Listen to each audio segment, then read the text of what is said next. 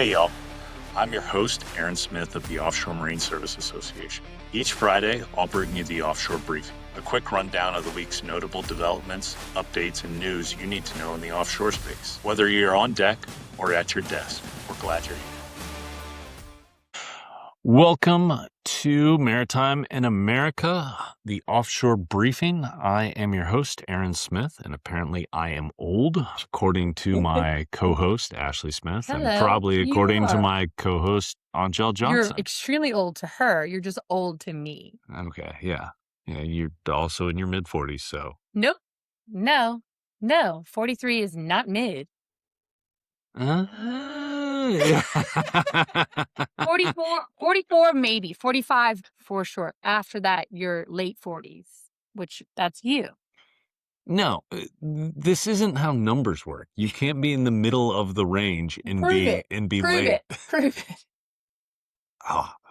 All right, who's going first here? I'm gonna do something different and unusual and talk about a legit thing. All right. Well, I don't. mainly because I want to go Well, to now, Hawaii on our family vacation. So now I'm really scared. it brings us up because I've been planning our Hawaiian vacation. So We're not going to Hawaii. we are. Anywho, back to what I was saying.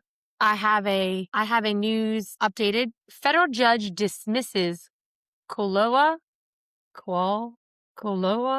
I want to say Koala Rum Company's constitutional challenge to the Jones Act. I thought that was fascinating for a number of reasons. So it's Koloa Rum Company versus Nome. Yeah. They claim two constitutional challenges. One, port preference clause, which if you read into that is so stupid. And two, Fifth Amendment due process. They said that it was depriving them of their right to earn a living.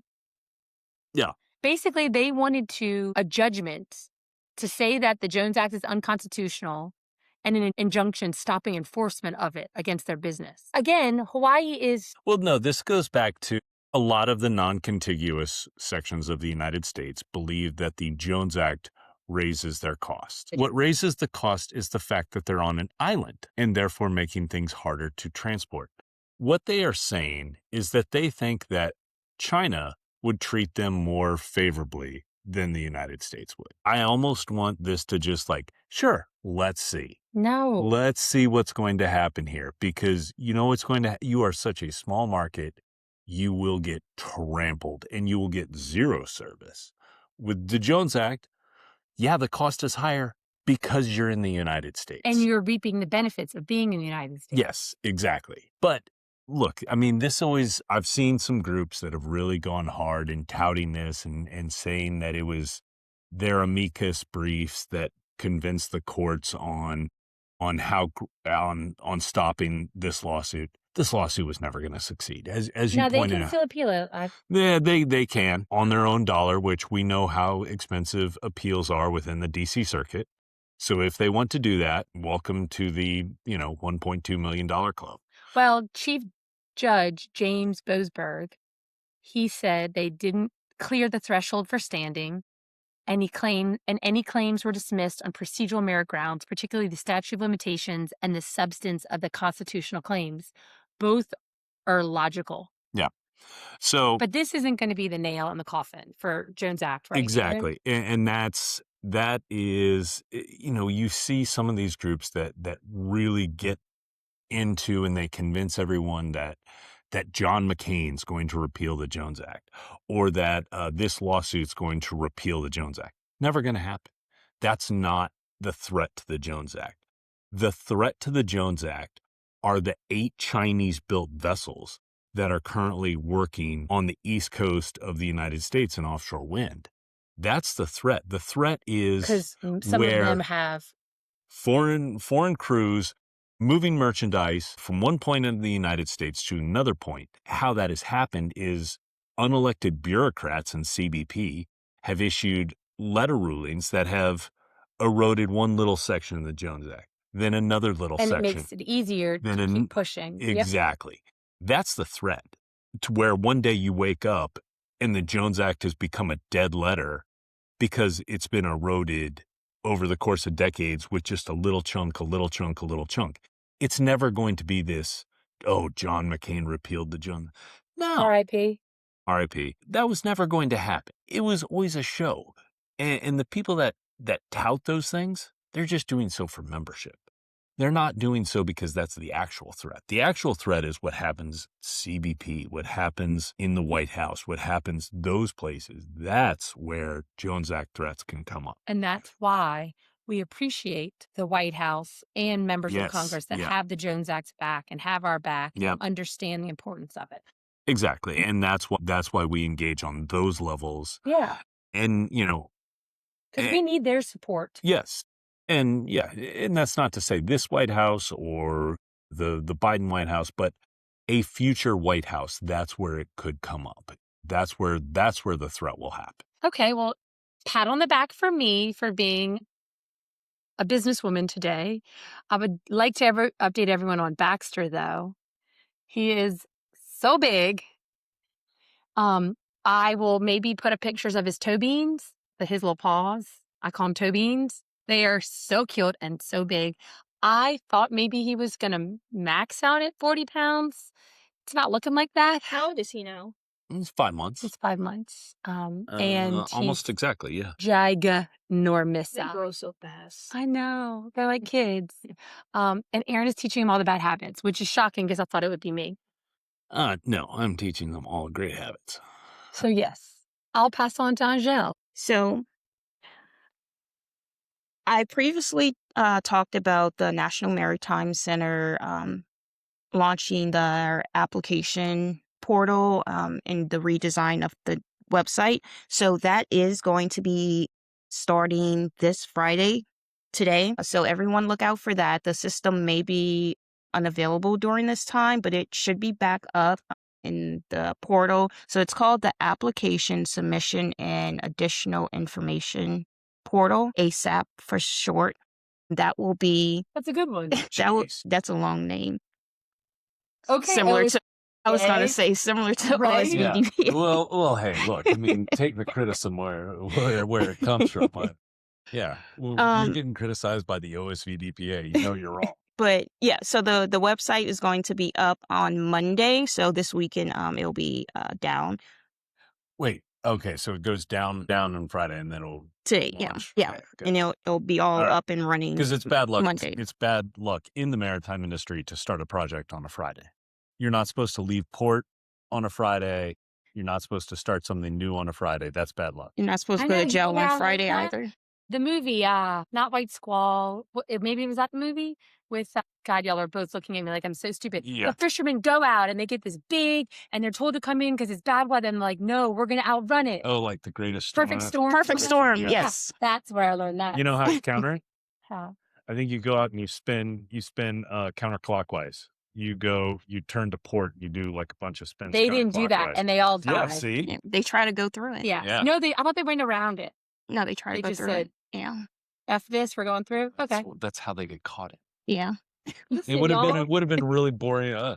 We saw a storm and we went around it. So that's the update on that. Then I was hoping our Coast Guard doesn't overturn thousands of years of maritime history and encourage bad luck. Yes. So next thing is the Marine Technology Society, MTS. They announced Their DP committee.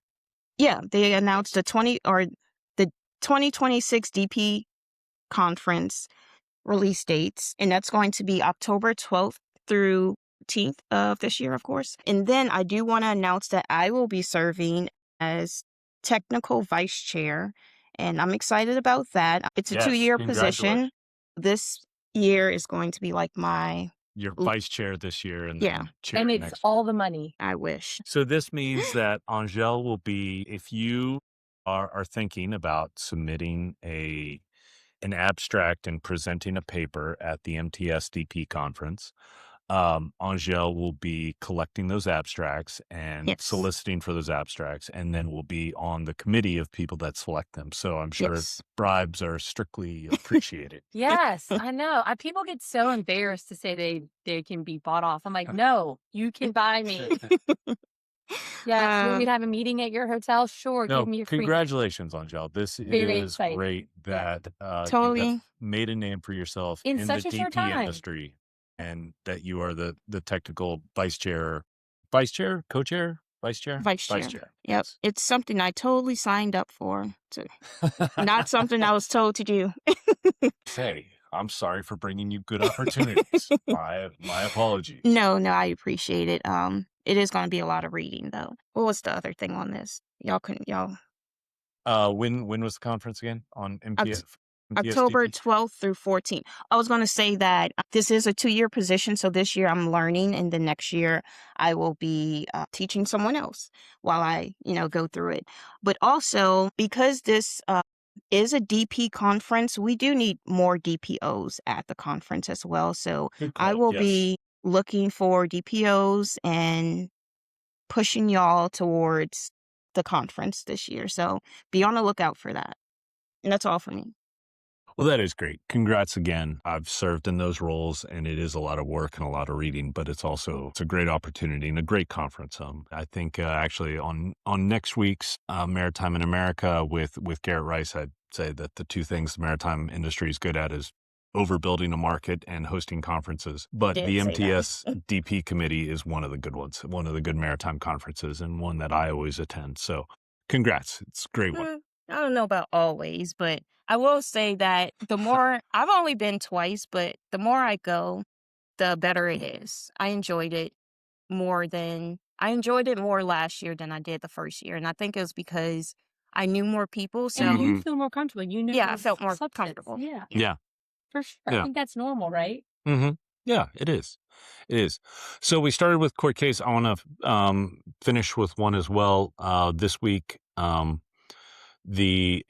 judge issued a preliminary injunction on the administration's halt of the Dominion Offshore Wind Project, CVOL.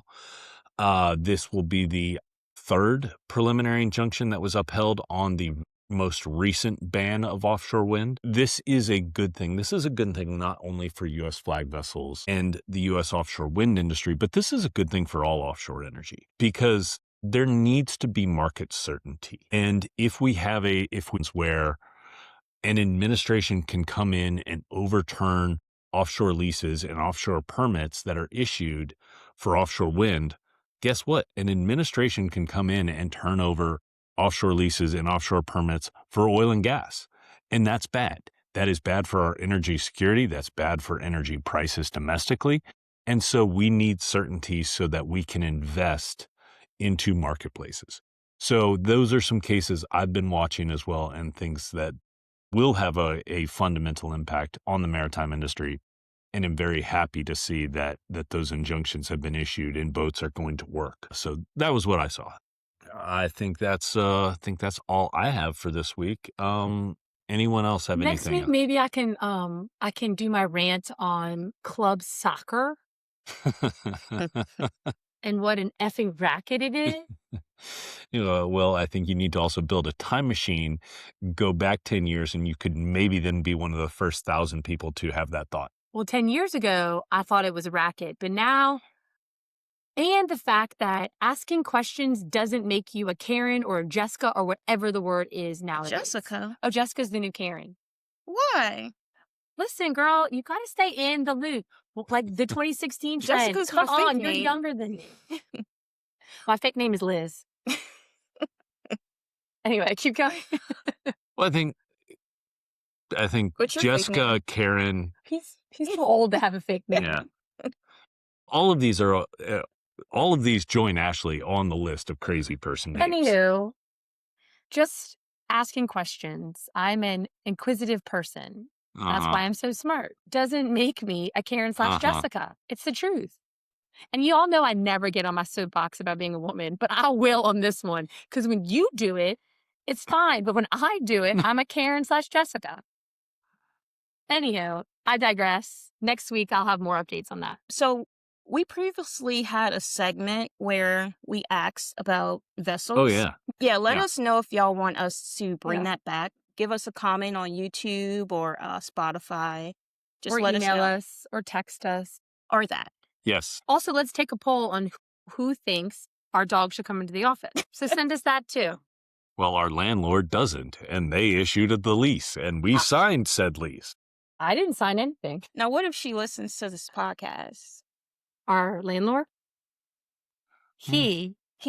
Oh, guess it's not our neighbor anymore, is it? They Nah. sold it. Yeah. He's not listening. If so, YOLO. All right. Well, Have a good one. Happy Friday. everyone be safe. Happy Friday. That wraps up another episode of Maritime in America.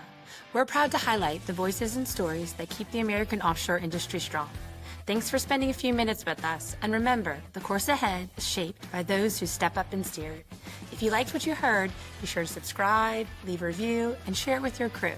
Tune in every Friday for your offshore briefing, and don't miss our next full episode, dropping soon with a very special guest, Mariner's Perspective. Catch you next time.